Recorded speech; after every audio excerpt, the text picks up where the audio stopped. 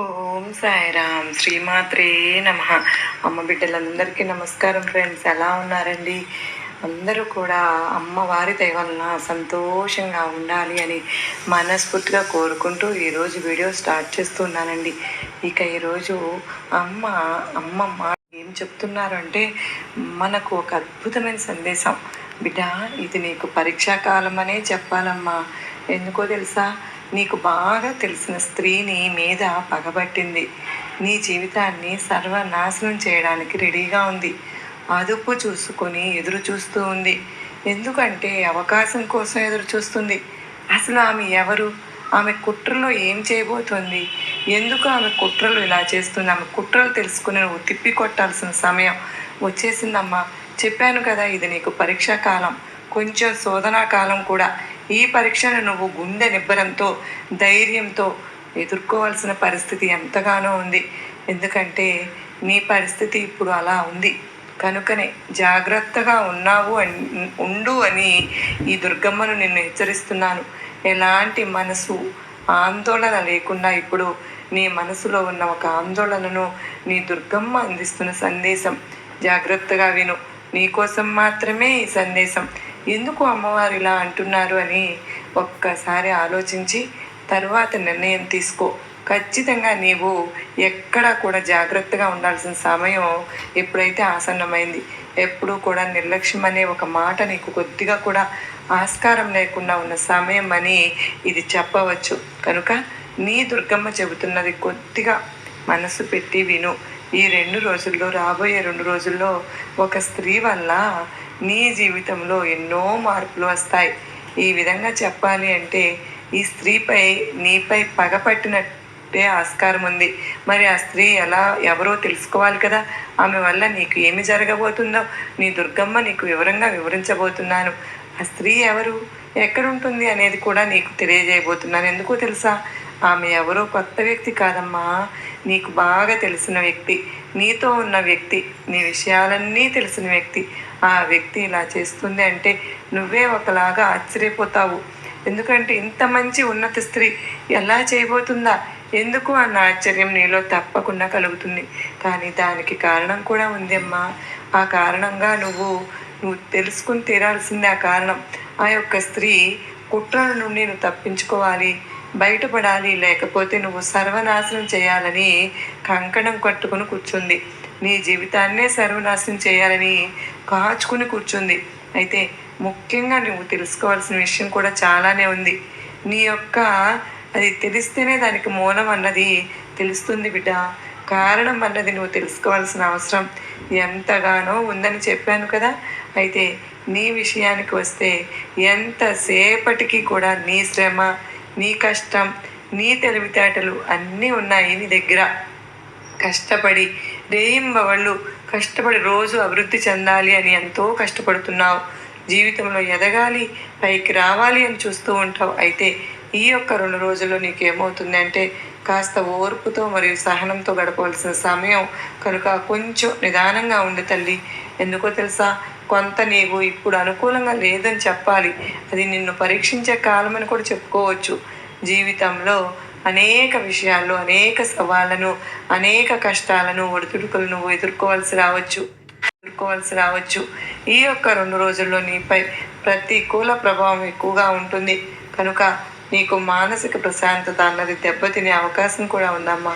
కనుక నీ దుర్గమ్మ నీకు చెబుతున్న ఒక ముఖ్య సందేశం అంత మాత్రమే కాదు, ఒక హెచ్చరిక అని కూడా తీసుకో.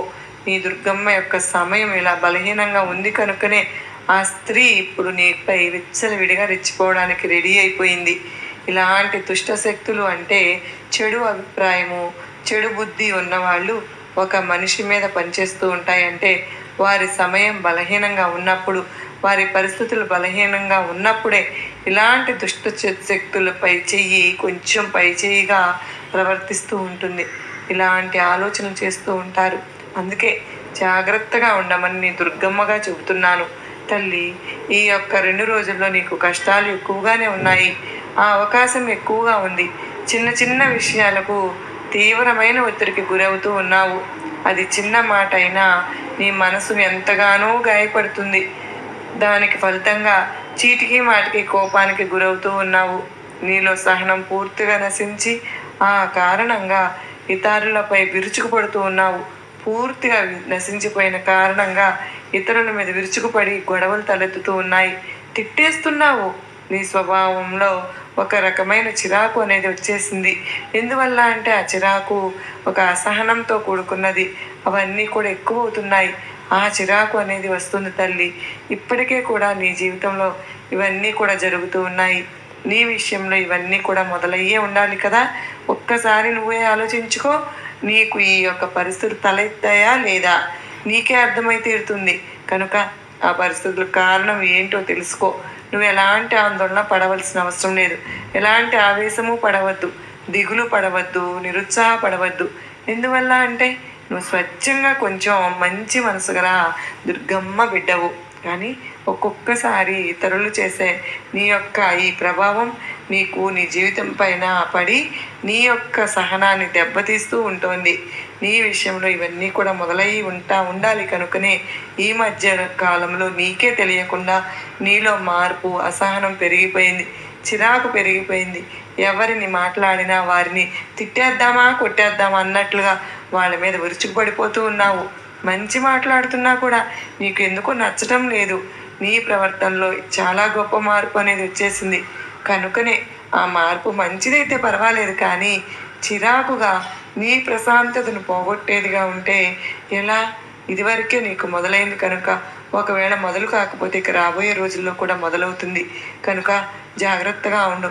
కుటుంబ సభ్యులతో, స్నేహితులతో, పనిచేసే చోట ఉద్యోగస్తులతో సంబంధాలు దెబ్బతీసే ఒక ప్రవర్తనను నువ్వు మార్చుకో. ఎంత కోపం వచ్చినా నువ్వు నీలో దాచుకో. కొంచెం సహనంగా ఉండు. ఈ ప్రవర్తన ఉన్న ఈ సమయంలో నువ్వు గుర్తుంచుకోవాల్సిన విషయం, అతి ముఖ్యమైన విషయంగా భావించు తల్లి. నిన్ను నువ్వు అదుపులో ఉంచుకోవడానికి ప్రయత్నించమ్మా. నీ భావనలు అదుపులో ఉంచుకోవడానికి ప్రయత్నించు బిడ్డ. నీ నోటిని అదుపులో ఉంచుకోవడానికి ప్రయత్నించు. నీ మనసుని అదుపులో ఉంచుకోమ్మా. ఈ నెల నీకు కొన్ని గొడవలు వచ్చి వెళ్ళిపోయాయి కదూ. ఇక నువ్వు 2 రోజులు మాత్రం నువ్వు జాగ్రత్తగా ఉంటే చాలు. వచ్చే దీపావళి లోపే నువ్వు మంచి ఉద్దేశంతో నేను చెప్పిన మాటలు కూడా ఇతరులు అర్థం చేసుకునే ప్రమాదం ఉంది. కనుక నీ మాటల వల్ల లేనిపోని వివాదాలు కూడా సృష్టింపబడే అవకాశం ఉంది. కనుక వాదనకు దిగడం, ఇతరులు విమర్శించడం ఇలాంటివి అసలు పూర్తిగా మానే. ఇలాంటి వాటికి దూరంగా ఉండు బిడ్డ. మౌనంగా ఉండడమే నీకు శ్రీరామ రక్ష. అవసరమైన చర్చల్లో అనవసరంగా దూరవద్దు. అవసరం ఉంటేనే మాట్లాడు. అనవసరమైన మాటలకు దూరంగా ఉండు. మౌనంగా ఉండిపో. ఎందుకో తెలుసా, నువ్వు చేసే పని మంచిదైనా సరే ఇతరులకు చెడుగానే కనపడుతూ ఉంటుంది. నువ్వు మంచి ఆలోచన చేసిన ఇతరులు నేను అపార్థం చేసుకుంటూనే ఉంటున్నారు. బంధాలు దెబ్బతినే అవకాశం ఉంది. స్నేహాలు దూరం అయ్యే అవకాశం ఉంది. కనుక అన్ని విషయాల్లో అప్రమత్తంగా ఆచితూచి అడుగు వెయ్యి. ఆచితూచి మాట్లాడు. జాగ్రత్త తల్లి. పరిస్థితి అలా ఉంది కనుకనే దీనివల్ల ఏమవుతుంది అంటే బిడ్డ, కొన్ని అవమానకరమైన సంఘటనలు కూడా జరిగే అవకాశం ఉందమ్మా. నలుగురిలో నువ్వు తలదించుకోవాల్సిన పరిస్థితి రావచ్చు, లేదా నీ గౌరవ ప్రతిష్టలకు భంగం కలగవచ్చు. కనుక ఈ రాబోయే రోజుల్లో, ఈ 2 రోజుల్లో ముఖ్యంగా మౌనంగా ఉండు. ఈ 2 రోజులు దాటిపోతే దీపావళిలోపే నీకు అంతా మంచిగా ఉంటుంది. కనుక వీలైనంత తక్కువగా మాట్లాడు. వివాదాలకు దూరంగా ఉండు. ఇది ఒక్కటే నీకున్న మార్గం తల్లి. నీకు అలాగే నువ్వు పనిచేసే చోట ఆర్థికంగా నీకు సాధారణంగా ఉంటుంది కదూ. ఇక కష్టం అనేది విపరీతంగా పెరిగిపోతోంది. అయితే ఉద్యోగంలో మార్పులు ఉండవచ్చు, పనిచేసే చోట మార్పు రావచ్చు. అయితే నీకు కొంత సానుకూలంగా నీ దుర్గమ్మను ఏర్పాటు చేస్తాను, కానీ ఎలాంటి ఆందోళన నువ్వు అసలు చెందనే వద్దు. చేసే చోట ఎక్కువ పనిభారం పెరుగుతుంది. ఇవన్నీ జరుగుతూ ఉన్నాయి కనుక లాభాలు పెద్దగా ఉండడం లేదు. నువ్వు ఎంతో కష్టపడి పనిచేసినా దానికి తగిన గుర్తింపు కానీ, ప్రయోజనం కానీ, డబ్బుపరమైన లాభాలు కానీ అంతంత మాత్రంగానే ఉంటున్నాయి కదూ. మాట పట్టింపులు పెరిగిపోయే అవకాశం ఉంటుంది. కనుక తల్లి, నీ పనిలో తప్పులు వెతికే ప్రయత్నాలు కూడా చేస్తూ ఉన్నారు. ఈ ఒత్తిడిని తట్టుకోలేకే ఉద్యోగం కూడా మానేసేద్దామా అన్న మనస్థితి అనేదికి నువ్వు వచ్చేసావు. ఎందుకంటే అలాంటి పరిస్థితి నీకు ఎదురవుతుందమ్మా. కనుక కొంచెం మౌనంగా ఉండు, జాగ్రత్తగా ఉండు. నీ పరిస్థితి కొంచెం బలహీనంగా ఉన్నది కాబట్టి చెడు జరిగే అవకాశాలు ఎక్కువగా కనిపిస్తున్నాయి. ఆ చెడు జరిగేటప్పుడు ఏమవుతుంది అంటే నీ మనసు కలత చెందుతుంది. నాకు ఇది వద్దు, వదిలేద్దామా, వేరే ఏదైనా పని చూసుకుందామా, ఈ ఉద్యోగం అసలు నేను చేయలేను, వ్యాపారం ఏదైనా చేసుకుంటాను అన్న ఆలోచన కూడా నువ్వు చేస్తూ ఉన్నావు. బిడ్డ, కొంచెం ఓర్పుతో సహనంతో ఉండమ్మా. ఓర్పు సహనం నశించే ఒక అవకాశాలు సందర్భాలు కూడా ఏర్పడతాయి. ఒకవేళ వ్యాపారం చేస్తూ ఉన్నావు అనుకో, అక్కడ సరిగ్గా నీకు వ్యాపారం జరగకపోతే దిగులు పడిపోతూ నిరుత్సాహపడిపోతున్నావు. సమస్యలు ఎదురవుతూ ఉంటాయమ్మా. రావాల్సిన డబ్బులు సరైన సమయానికి చేతికి అందకపోవడం వల్ల దీనివల్ల వ్యాపారం నడవకపోవడం కష్టంగా ఉంటుంది. ఇలాంటి క్లిష్ట సమయంలో ఏం చేస్తావు? ఎలా ఎట్టి పరిస్థితుల్లో కూడా కొత్తగా ఏదైనా కొనడమో తీసుకోవడమో ఏది కూడా చేయవద్దు. ఎందువల్ల తెలుసా? నీకు ముందే డబ్బుకు కొంచెం కష్టమైన పరిస్థితి ఉంది కదా. కనుక ఇటువంటివన్నీ అనవసరంగా కొని డబ్బును వృధా ఎందుకు చేస్తావు చెప్పు? మనసును చిరాకు పెట్టుకోకుండా, అందరి మీద చిరాకు పడి గొడవలు పడి నీ వాళ్ళకు నువ్వు దూరం చేసుకోకుండా మనసులో ఏది ఉండదో ఈ పరిస్థితుల ప్రభావం, ఈ ఒత్తిడి ప్రభావం నీ చేత అలా మాట్లాడింప చేస్తున్నాయని. నీ మనసు మంచిదేనమ్మా. కావాలంటే ఒక్కసారి గమనించుకో తల్లి. నీ మనసు ఒత్తిడికి ఎలా ఉంది అంటే నిన్ను ఒక చోట కుదురుగా కూడా కూర్చొనివ్వడం లేదు, కుదురుగా కూర్చొనివ్వదు. దీనివల్ల ఏమవుతుంది? నోటికి ఏది వస్తే అది మాట్లాడాలని ఆవేశం వస్తుంది. మనసులో ఎంత కోపం వస్తే దాన్ని బయటికి ఎవ్వరు నీకు అందుబాటులో ఉంటే వాళ్ళ మీద చూపించేస్తూ ఉన్నావు. అలా అందరి మీద చూపించేస్తే వాళ్ళు ఊరుకోరు కదా తల్లి. అన్ని బంధాలు దెబ్బతింటాయి కదమ్మా.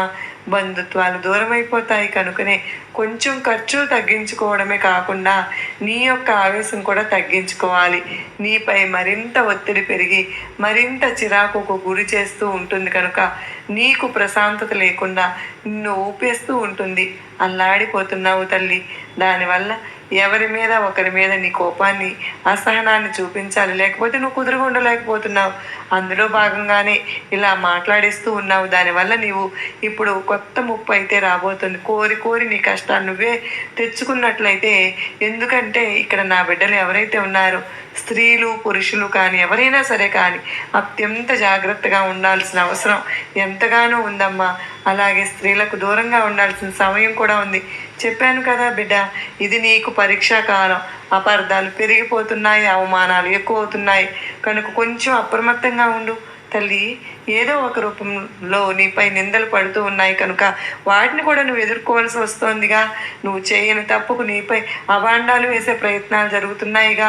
ఈ నిందలు ఎక్కువగా ఒక స్త్రీ మూలంగా వచ్చే అవకాశం ఉంది. కనుక నువ్వు పనిచేసే చోట కావచ్చు, ఉద్యోగం చేసే చోట కావచ్చు, సహ ఉద్యోగి కావచ్చు, నీ బంధువుల్లో ఒకరైనా కావచ్చు, నీ స్నేహితుల్లో కానీ, పరిచయం లేని వ్యక్తులైనా కావచ్చు, ఇరుగు పొరుగు వారిలో కావచ్చు, ఇంట్లో వ్యక్తి అయినా కావచ్చు, తన మాటల వల్ల నువ్వు ఎంతో మానసికమైన తీవ్రమైన వేదనకు గురి కాబోతున్నావు. ఇక పెళ్ళైన మగవాడు ఎవరున్నారో పరాయి స్త్రీల పట్ల జాగ్రత్తగా ఉండండి. ఎందుకు ఈ మాట చెప్తున్నాను అంటే ఈ భాగస్వామికి నీకు మధ్య గొడవలు వచ్చే అవకాశం ఉంది. కనుకనే బయట స్త్రీలను కలుసుకోవడం, బయట స్త్రీలను మాట్లాడడం కారణం అనేది జరుగుతూ ఉంటుంది. కనుక వారి నుంచి వచ్చిన పుకార్లు కారణం అవుతాయి. కనుక నువ్వు దేనికి కూడా దూరంగా ఉంటే, అలాగే పరాయి వాళ్ళతో మాట్లాడేటప్పుడు జాగ్రత్తగా ఉంటే, ముఖ్యంగా మగవారైతే స్త్రీలతో మాట్లాడేటప్పుడు హద్దుల్లో ఉండి తప్పకుండా ఉండాలి. హద్దుల్లో ఉండి మాత్రమే మాట్లాడేది నీకు చాలా చాలా అవసరం. ఇది తల్లి. అతి చనువు ఇవ్వకు, అబద్ధాలకు తావివ్వకు. ఎందుకంటే అబద్ధాలు, అతి చనువు అన్నది జీవితాన్ని అల్లకల్లోలం చేస్తాయి. కనుక నీ విషయంలో నువ్వు గుర్తుంచుకోవాలి తల్లి. నీ హద్దుల్లో నువ్వు ఉండడం ఎంతో ముఖ్యం. అవసరమైన చనువు ఇవ్వకు. ఇది కేవలం హెచ్చరిక మాత్రమే. నీ దుర్గమ్మ నిన్న హెచ్చరిస్తున్నాను. స్త్రీల కారణంగా ఇతరుల స్త్రీలతో, ఉదాహరణకు ఇంట్లో అత్తవారితో కావచ్చు, తోడికోడలతో కావచ్చు, ఆఫీసులో తోటి ఉద్యోగులతో కావచ్చు, జాగ్రత్తగా మెలగాలమ్మా. నువ్వు కొంచెం మీ పెద్ద విషయాలు మనస్పర్ధలు తెచ్చి అతిపెద్ద శత్రుత్వానికి దారి తీసే ప్రమాదం ఉంటుంది. ఒకరిపై ఒకరు చాడీలు చెప్పుకుని విడిపోయే అవకాశాలు కూడా ఉన్నాయి. భార్యాభర్తల మధ్య ఎంతగానో ఉన్నవి. కనుక అలాంటి శత్రుత్వం పెంచుకోకుండా నువ్వు నష్టపోతావు. కనుక నీ ప్రశాంతతను కోల్పోతావు. గౌరవానికి భంగం వాటిల్లుతుంది. కనుక ఎట్టి పరిస్థితుల్లో ఏ స్త్రోతును నువ్వు అమర్యాదగా నడుచుకోవద్దు. వారిని గౌరవించు. వారికి దూరంగా ఉండడం పాటించడం నేర్చుకో. ఎంతవరకు ఉండాలో అంతవరకే ఉండు. అవసరమైన విషయాలు చర్చించుకోవద్దమ్మా. ఈ ఒక్క విషయం పాటిస్తే నువ్వు ఈ నెలలో పెద్ద గండం నుంచి బయటపడిపోతావు. ఎందుకు ఇలా చెప్తున్నాను దుర్గమ్మగా, గతంలో నువ్వు ఎప్పుడో సరదాగా అన్న మాటో లేకపోతే కోపంతో అన్న మాటో, మనసులో ఎలాంటి కక్ష లేదు కానీ, కార్పణ్యం లేదు కానీ, నీకు ఏదో కోపంలో చిరాకులు అనేసావు. ఆ మాటను నేరుగా పట్టుకుని, ఆ విషయాన్ని పట్టుకుని, ఆ ఒక్క మాటకునే పట్టుకుని వాళ్ళు అంటుంటే నీ మీద కక్ష కట్టారు, పగ కట్టారు. నిన్ను నలుగురిలో నవ్వులు పాలు చేసేదాన్నిగా ఉన్నప్పుడు ఇలా మాట్లాడితే పర్వాలేదు, కానీ నలుగురిలో నన్ను ఇంత అవమానంగా ఉంచారు అని కృంగిపోవలసి వస్తుంది. నేను ఎలాగైనా వారిని పతనం చూడాలి, అవకాశం చూసి అదును చూసి వారిని నాశనం చేయాలి. ఏదో ఒక విధంగా అది డబ్బైనా కావును, పేరైనా కావుని, ప్రతిష్ట అయినా కానీ, సమాజంలో వారి పేరు చెడగొట్టడం కావచ్చు, ఏదో ఒకటైనా కావచ్చు, వాళ్ళకైతే చెడ్డ పేరు తీసుకురావాలని, వాళ్ళని ఎలాగైనా నాశనం చేయాలి, వాళ్ళ జీవితంలో వాళ్ళకి మంచి అన్నది లేకుండా చేయాలని కక్ష కట్టి, పగ కట్టి నీ పతనానికి వాళ్ళు కాచుకుని కూర్చున్నారు. ఎప్పుడు నీ దగ్గర ఏదైనా సరే ఒక మైనస్ పాయింట్ దొరుకుతుందా, అందులో నువ్వు నష్టపోతే సంతోషపడాలని చూస్తూ ఉన్నారు. నిన్ను సర్వనాశనం చేయడానికి రెడీగా కూర్చుని ఉన్నారు. కనుక జాగ్రత్తగా ఉండు తల్లి. ఇప్పటికైనా మించిపోయింది ఏమీ లేదు. అలాంటి స్త్రీ ఎవరో నీ జీవితంలో నీకు సరదాగానో పొరపాటుగానో ఏదో ఒక మాట అన్నప్పుడు ఆ క్షణానికి అనేసావు. ఆ తర్వాత నీ మనసు నిన్ను హెచ్చరిస్తూ ఉంటుంది కదా, నీ మనసు నీకు బుద్ధి చెప్పి ఉంటుంది కదా, నువ్వు ఆ మాట అనకూడదు కదా అని. అక్కడ నలుగురు ఉన్నారు కదా, తన మనసును నొచ్చుకుని ఉంటుంది కదా, నొప్పి కలిగి ఉంటుంది కదా, బాధపడి ఉంటుంది కదా అని నీ మనసు నిన్ను హెచ్చరిస్తూ ఉంటుంది. అలాంటి స్త్రీ ఎవరో తెలుసుకుని వెంటనే వెళ్ళి ఒక్కసారి క్షమాపణలు కోరు. అంతా మన్నించేస్తుంది. పొరపాటు చేశాను అని చెప్పు. తప్పుని ఒప్పుకోవడం ఎలాంటి అవమానం కాదమ్మా. కనుక నీ మంచి కోసమే చెప్తున్నాను, నీ దుర్గమ్మగా. కనుక ఎవరిని నొప్పించడం ఒక మంచి విషయం కాదు. కానీ కోపాలు తాపాలు అన్నీ తుడిచిపెట్టుకుపోతాయి. ఒక్కసారి నీ తప్పు నువ్వు తెలుసుకుని తగ్గు. నీ తప్పు లేకుంటే తగ్గవద్దు తల్లి. కొంచెం నీవు ఈ దైవ నామస్మరణ చేస్తూ ఉంటే గనక, ఈ దుర్గమ్మ నామస్మరణలో నువ్వు ప్రతిరోజు కూడా దీపం ధూపం నైవేద్యం పెట్టుకుంటూ నువ్వు చక్కగా దైవారాధన చేసుకుంటూ నీ దుర్గమ్మ ఆశీస్సులు ఎప్పుడు నీ పైన ఉండే విధంగా చూసుకో తల్లి. కొంచెం నా బిడ్డ కష్టాల్లో ఉన్నానని నేను హెచ్చరిస్తున్నాను. అలాగే నీకు మంచి శుభవార్త వచ్చినా చెబుతూ ఉంటాను కదా. అందుకే ఈరోజు నీ దుర్గమ్మ నీ ముందుకు వచ్చి ఇన్ని విషయాలు తెలియజేశాను తల్లి. నీ దుర్గమ్మ నీకు ఏది చెప్పినా నీ మంచి కోసమే అని నీకు తెలుసు కదా. నమ్మకంతో ఉండు, నీకు అంతా మంచే జరుగుతుంది. రాబోయే కొత్త సంవత్సరంలో కొత్త జీవితాన్ని మొదలు పెట్టబోతున్నావు. ఈ 2 రోజుల్లో నీ జీవితంలో గొప్ప మార్పు కలుగుతుంది. లక్ష్మీ కటాక్షం అనేది నిన్ను వరించబోతోందమ్మా. నీకు నూతన జీవితం అనేది ప్రసాదించబోతూ ఉన్నాను. ఆనందంగా అందుకోవడానికి సిద్ధంగా ఉండు తల్లి. నీ జీవితంలో గొప్ప మార్పు అనేది నువ్వు చూడబోతూ ఉన్నావు. పాల్గొని నాకు చక్కని దీపారాధన చేసుకుని లక్ష్మీ పూజ చేసుకుంటావు. నీ జీవితం పూర్తిగా నీ మంచి జీవితాన్ని నీ చేతిలో నేను పెట్టబోతున్నాను. అంతే మాత్రమే కాదు, నిర్లక్ష్యం చేయకుండా నువ్వు గనక చక్కగా నేను చెప్పింది పాటించావు అంటే గనక నీ దుర్గమ్మ లక్ష్మీ కటాక్షం నీ పైన ప్రసరించే విధంగా, నీకు కాపాడే విధంగా నీకు దుర్గమ్మ ఆశీస్సులు అందిస్తున్నాను. ఆ లక్ష్మీ మాత అనుగ్రహం నీపై ఎప్పుడు ఉంటుంది అని నేను ఆశీర్వదిస్తూ నీ నుంచి సెలవు కోరుతున్నాను. సర్వే జనా సుఖినో భవంతు.